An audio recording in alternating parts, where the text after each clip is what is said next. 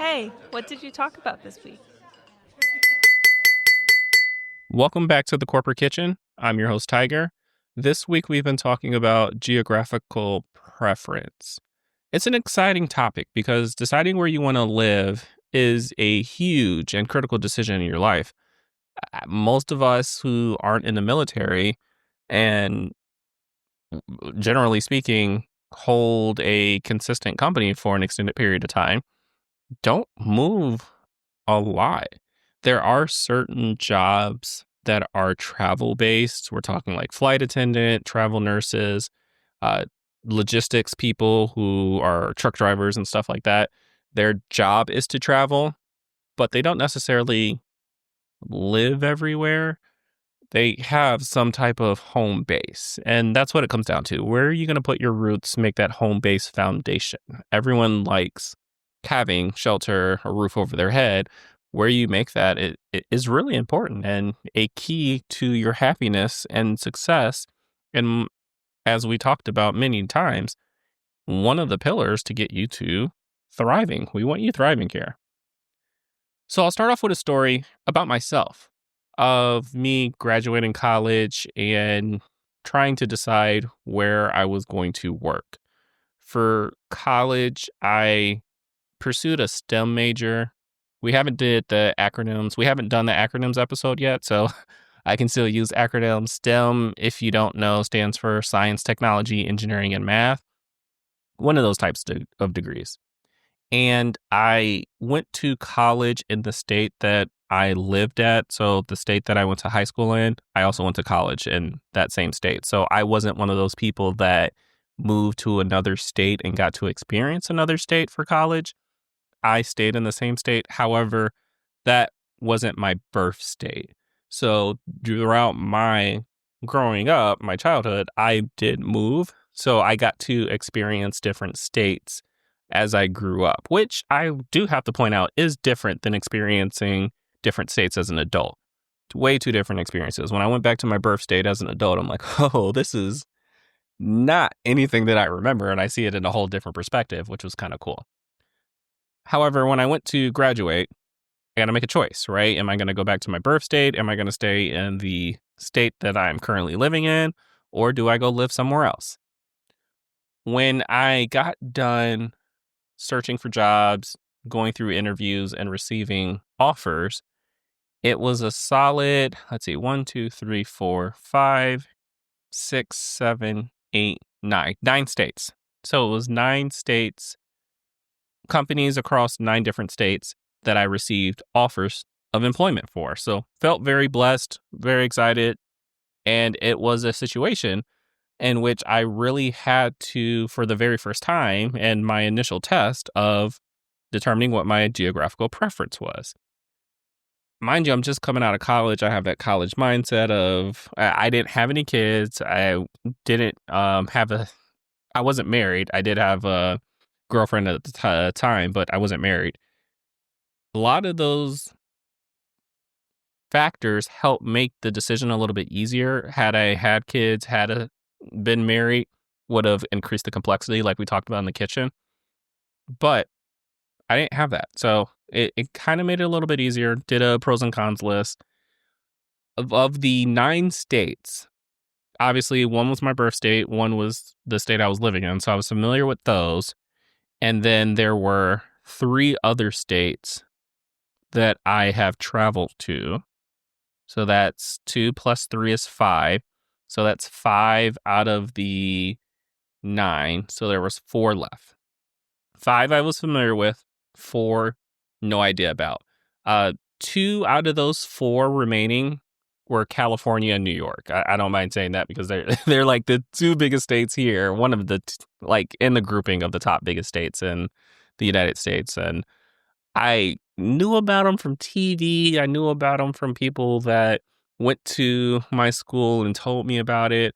Obviously, if they left that state, they had certain feelings about it. Some people loved it and loved to get away. Other people were like, I would go back if I had the opportunity. But it wasn't enough information for me to make truly a sound decision on whether or not that state is in my yes, no pile. What it came down to for me of what was negotiable versus non-negotiable was pay and opportunity. I was coming out of college. I'm looking for that paycheck. I'm looking for to maximize my income as well as to maximize the opportunity. That may not be the same for you and how you assess where you're going to go and what factors are most influential to your geographical preference, but I'm just giving you the story of mine. The two biggest factors for me was pay and opportunity. Of course, California was going to pay because it was expensive. I didn't know like how expensive now, like in hindsight, I know like, okay, what they were offering me and what I got offered wasn't enough for a good living in California, but it was decent coming out of a STEM major. But yeah, it's very expensive. And then New York, same story. Salary for a STEM major is decent, but in hindsight, I'm like, it wasn't that decent. And then for the other states, the other two unknowns, I didn't know anything about them. So it was kind of like, we're just going to focus on the two factors, throw everything together and see. I will say there was a little bit of, I can't say a little bit, there was a good amount of influence given to those companies that offered me jobs out of the state that I was living in, right? There was a little bit of preference given there because it's like, I'm comfortable. I know here if they can meet criteria 1 and 2, they'll probably win by default because if all else is the same, me being familiar with that state would have given them the edge. I would have felt the most comfortable understanding what the area was like, how to live there, and would have continued living in that state. However, the companies in the home state and the birth state did not meet up to 1 and 2. The first criteria of pay and the second criteria of opportunity. They weren't the best.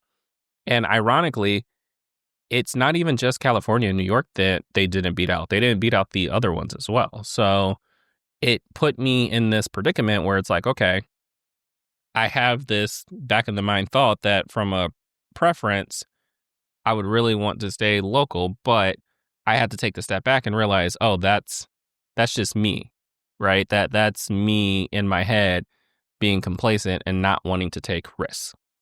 So, and this is action number 1, you got to be honest with yourself on whether or not you're willing to move, because being complacent on your living situation and where you are is okay. It's a choice, and that's okay. But you have to be honest with yourself on and I have to use the word complacency because moving away is a risk. And we like to say high risk, high reward in order to influence ourselves positively to say that it's a good risk that we're taking and it's more of an opportunity than it is a threat. But at the end of the day, it is a risk. We're breaking the norm. We're making change. Change is hard. It's okay. You have to be honest with yourself on whether or not you're willing to move. Me coming out of college, even though I did college in the same state that I did high school, I was willing to move. And I was honest with myself about it. I was honest with my family about it. They knew my intentions of, I'm going to take the best opportunity available for myself based off the first and 2 criterias. I would be so early in my career that worst case scenario, if it didn't work out, I could always come back. That was my thought process. So the other 3 states that I was familiar with, they all gave me decent offers. And then obviously California was out, New York was out, and we had the 2 unknowns. So 3 known states, 2 unknowns. Out of those 5, I actually went with one of the unknowns. They beat the other 4 in both criteria. When I went down, they gave me the highest offer, just flat out highest offer. And the opportunity for growth, for movement was presented as the best at the time. In retrospect, hindsight's always 20/20. I would say that was probably solid top 2. There's one other offer that I could have considered as being on par with that. And I think my career trajectory would still be the same that it is now. I don't know if it would be better because of choices that I made on my career that kind of defined the path that I made. It would be different, but the trajectory still think would be the same as if I would have went with a different opportunity. But I made a choice, right? I made my criteria. I told myself, I was honest with myself and decided, hey, I will make this move. And I did. So made the move, worked at that company. It worked out really well. And that state is now a preferential state for me. I didn't know anything about it going into it. Now that I worked at that company and lived at that state, I understand it. I like the state. It wouldn't be my favorite, but as far as doing an assessment for any future opportunities, I know that that state will always be a yes. So when you go about defining what your geographical preference is, first action, you got to be honest with yourself.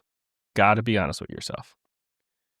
The second story I'll tell you, which will further help you do your investigation on how to best determine what column the state falls in, whether it's yes, no, maybe, is I had a friend that was in a role that moved a lot. So actually, I'll do two stories, right? I'm going to start off with the friend that moved around a lot for their career. So they went through probably 4 different states early in their career, just in different roles. And then they went overseas and did an expat role. We'll have a later episode. I know I've mentioned expatriate before. We'll have an episode about that to dive deeper. This person did it for 4 years across 2 countries. So jealous. I'm jealous because I want to expat, but also just being able to make the decision, be honest with yourself, like, hey, not only am I willing to move, I'm willing to move out the country and live somewhere else. Mind you, their benefits supported doing that, and it was advantageous to live overseas. The opportunity to do it, though, I get jealous about it. And I'm like, wow, that's amazing. What's funny, though, and I'm going to give you as action number 2 that I learned and took away from this person that I'm almost going to call a cheat sheet is to align your career movement to election season. Sounds crazy, right? Why would you want to do that? Let me break that down. So this person lived overseas for 4 years and actually moved during an election year, came back on an election year, a presidential election year. So this person missed an entire presidential term. What was cool about that and what helped me realize that it's actually a great deal to align your career advancement and movement to elections is how aware we are of that. The person that went overseas, they wanted to vote. They still wanted to exercise their vote to the presidential election. And that thought right there of wanting to do that makes that person aware. It's like, okay, it's an election year. This is what's going on in the country. If I leave, I still got to keep tabs on what's going on in the country so that when I come back, I know what's going on and where to go. You can apply that if you're staying domestically, and due to the fact that information flows so quickly today, it's so visible, widespread, everyone's reporting on it. The election years really highlight the amount of information that's being communicated. You don't get more knowledge about a state publicly without you doing much work, without you having to visit the state as you would in an election year. This isn't a conversation about, are you liberal versus conservative? Are you independent versus Republican versus Democrat? It's not that. It's a conversation about getting the information that you need to make a sound decision of whether or not you would make a state in a yes or even a maybe in your geographical preference. If you're not going to have an opportunity to travel to that state, you have to rely on other sources. As we talked about in the kitchen, relying on people and trying to get information from people. If you don't have enough, just waiting to an election year will give you all the information that you need. Mind you, there may be some extremity in the topics that are discussed in order to, gain in order to gain votes and in order to convince the states. Everyone has to campaign, right? So there's going to be certain topics that may be considered a real deal breaker, real ultimatum for you. And at the end of the day, that's good. That's good for you to know. If you feel a certain type of way about a topic, you lean one way and realize that whole state leans another way. It will help you do an investigation to say, okay, well, if the whole state leans the opposite way that I actually feel, and all the areas that I would target that the company has opportunities in also lean the way the state leans, maybe I don't want to go there. But had it not been an election year, you may have not even thought about it or been privy to that information. The other part of it, too, is that it also provides insight into at least, intention of what politicians want to do with the area.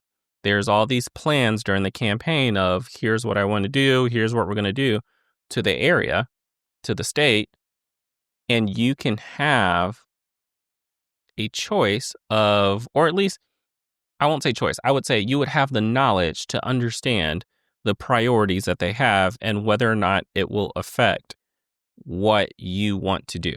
What's an example of that? So in the commercial industry, tech, for example, California is booming. California is, especially Northern Cal, right? San Francisco, a hub for tech.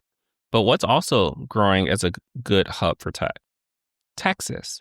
And Texas campaigns inviting tech companies to come on and come in the state and grow in the state. Now, you coming from the East Coast, you know about California. Do you know about Texas? Let's say you didn't know about either one of those.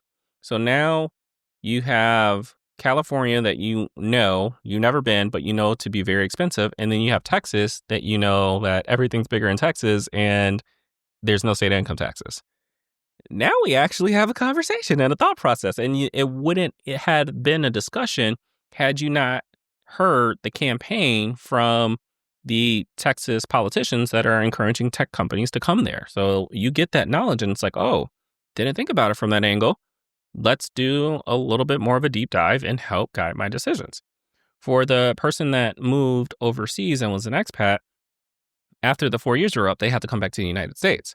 Well, they're coming back on election year, so now they got to do a little bit of a history lesson to figure out what happened over the last 4 years and then what's the intentions of the candidates that were running as well from the presidential level as well as the state level, and use that information to find out, hey, am I going to have more opportunities in one area than I would another?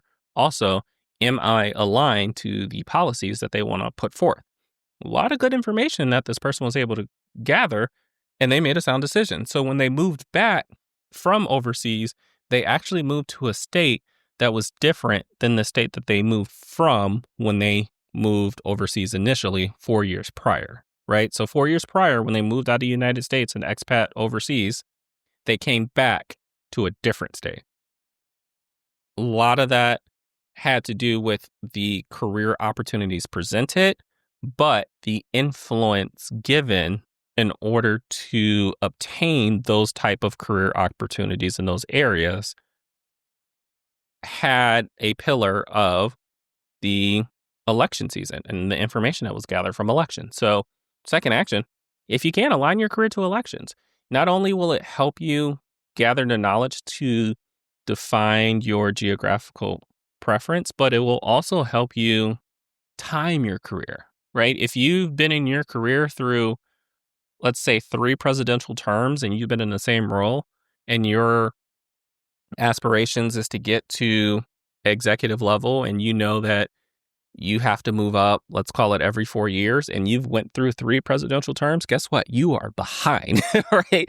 Or if you're on the other end and you went through 4 roles through 1 presidential term, you might be moving too fast. So it's also a good litmus test of like, okay, if I stay aligned to the election season, I will understand how fast I'm moving.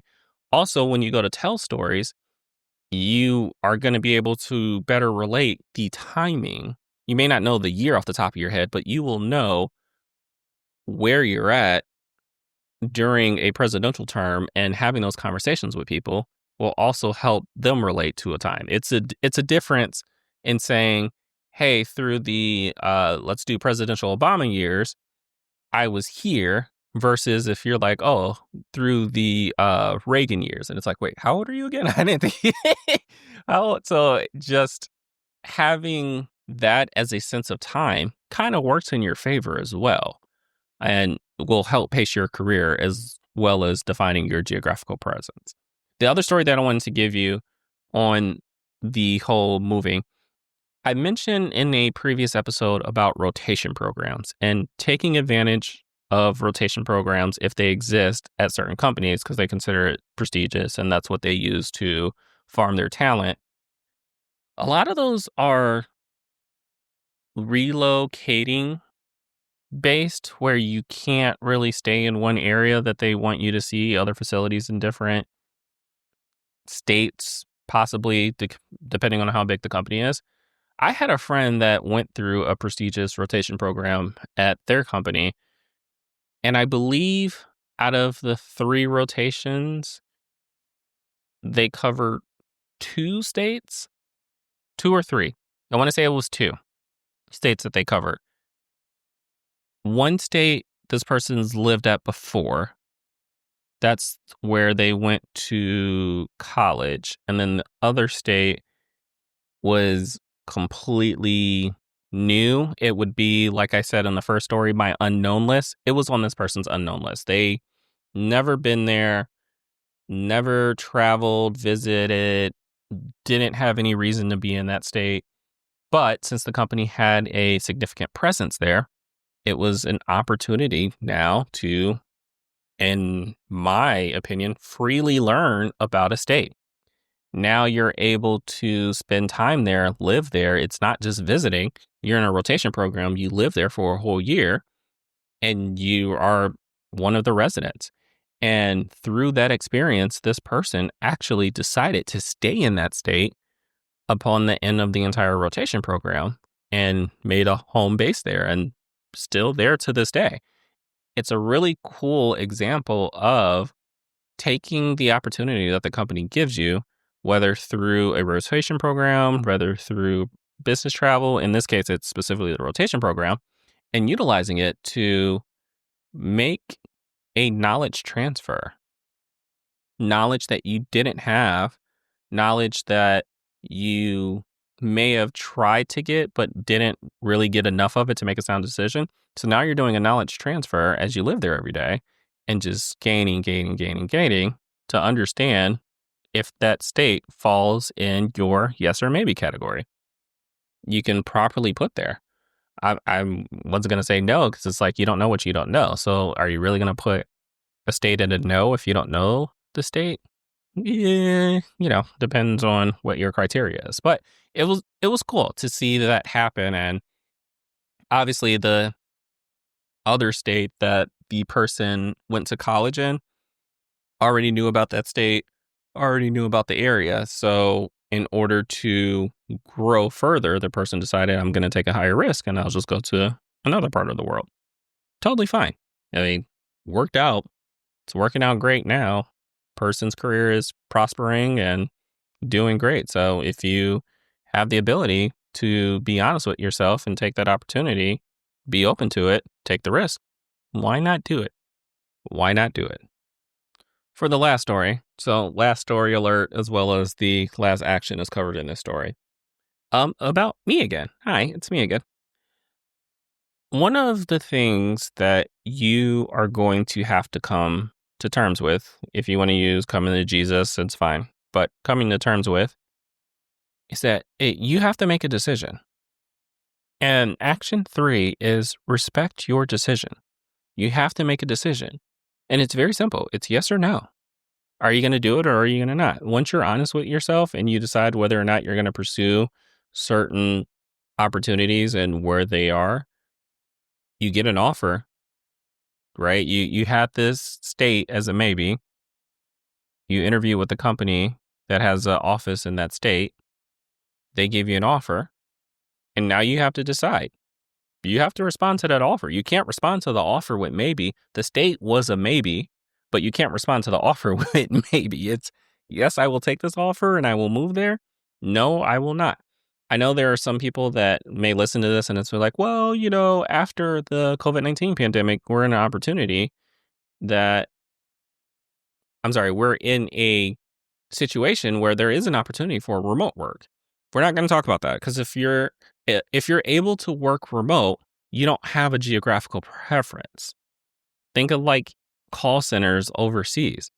They don't care where the work is coming from because they're not going anywhere. That you don't have a geographical preference if you're working fully remote. So we're not talking to you. We're talking to the people that are actually moving and have to move for the job. So the maybe state company there offers you a role, give you an offer, you can counter it. They're going to answer your counter, and then you have to decide yes or no. Whatever decision you make, you have to respect your decisions. Last story on this. I know, well, no, I'll just do me, right? I recently had the offer given to me to join another facility at my company on a promotion in a different state that I was living at the time. So what was interesting about this opportunity is that I wasn't expecting it. I wasn't seeking it. Those are usually the best ones, right? Where it's like, I wasn't even looking at it. I had a geographical preference out there just in case I was ready to pursue an opportunity. I was passively looking at the time, but this random opportunity presented itself to me. And when I first knew and first heard about it coming, I had to go and look at my map and see where this state fell in my preference and why. And this state was a maybe. It was more leaning towards no, but it was a maybe because there were a couple benefits there. There were some things that I could do to make it work. Mind you, the situation was a little bit more complex because it's not just me, it's my whole family. I have the whole family now. I knew that any decision that was going to be made, I had thoughts for, but I would have to make together with my spouse. So I sat there, got the news, sat there and really thought about it.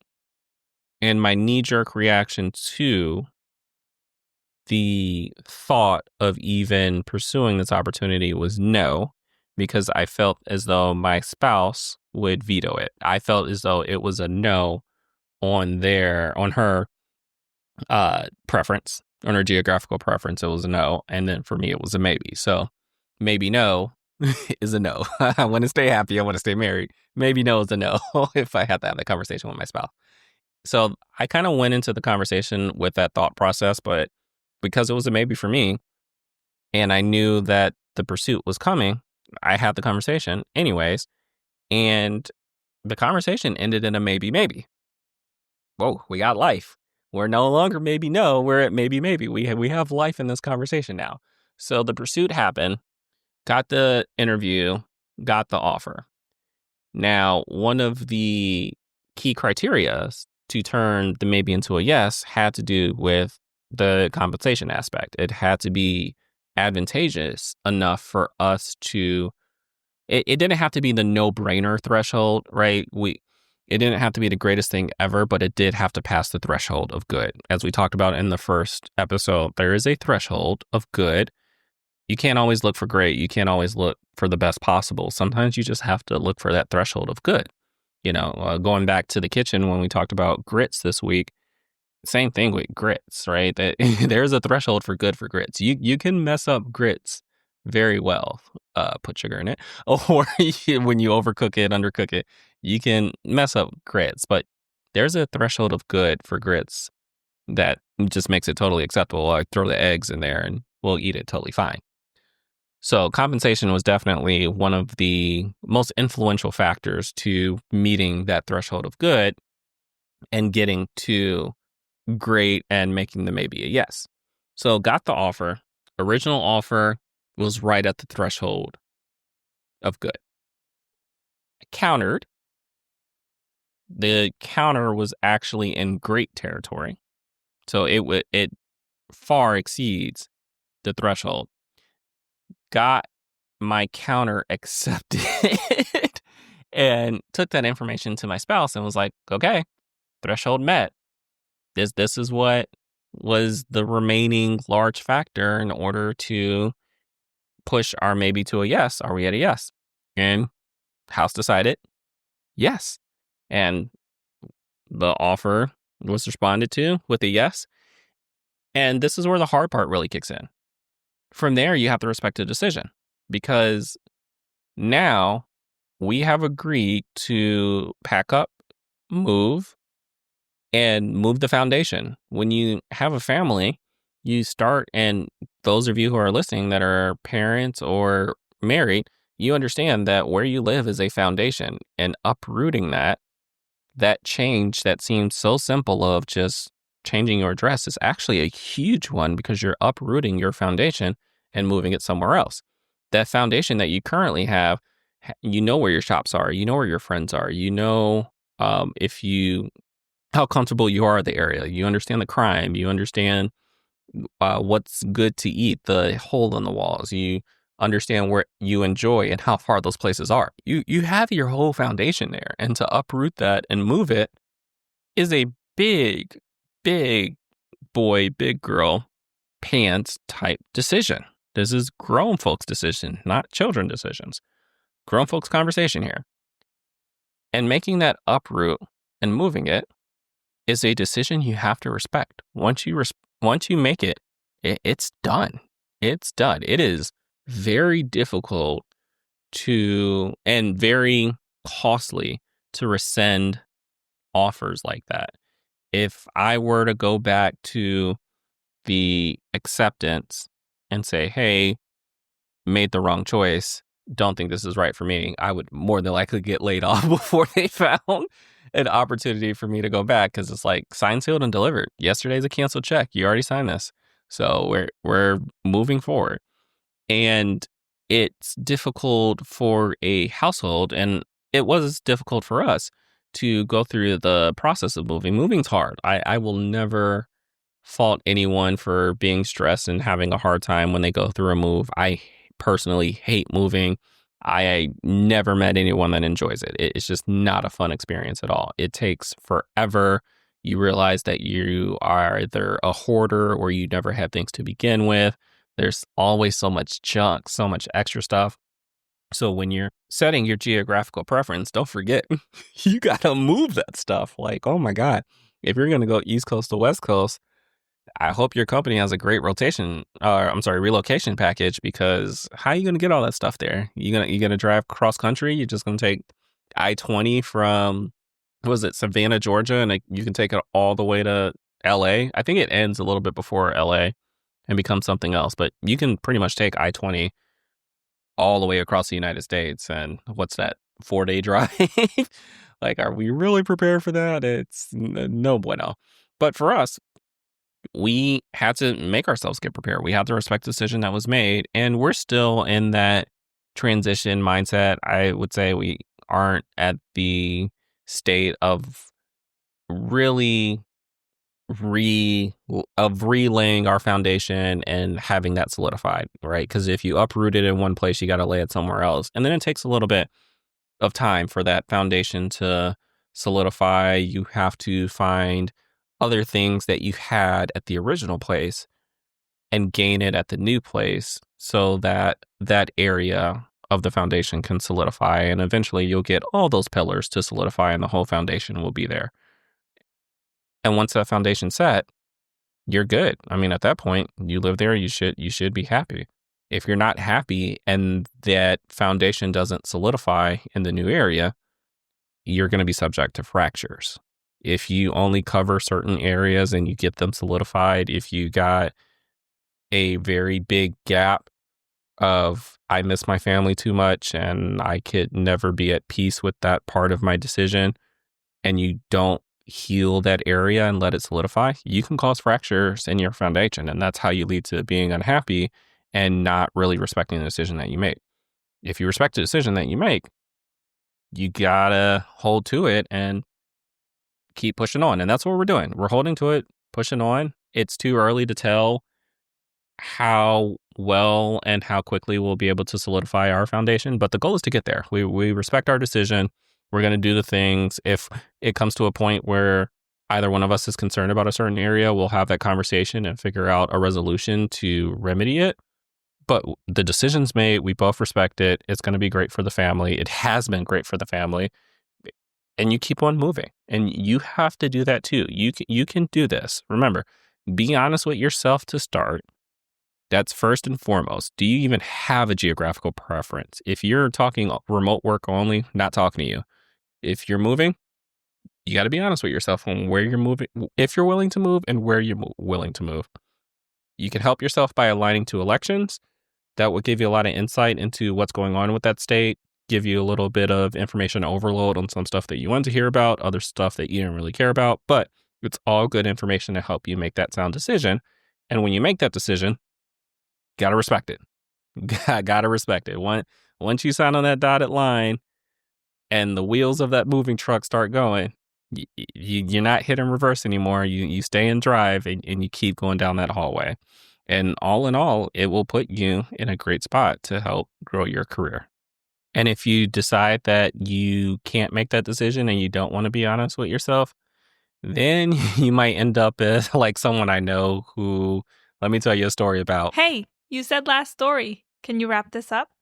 Oof. Okay. I enjoyed working on this menu item with you this week, but let's come to an end while it's still hot. Remember, the ending to one story is the beginning of another. There will be more in store next week at the Corporate Kitchen. Thanks for listening. I'm your host, Tiger. Until next time.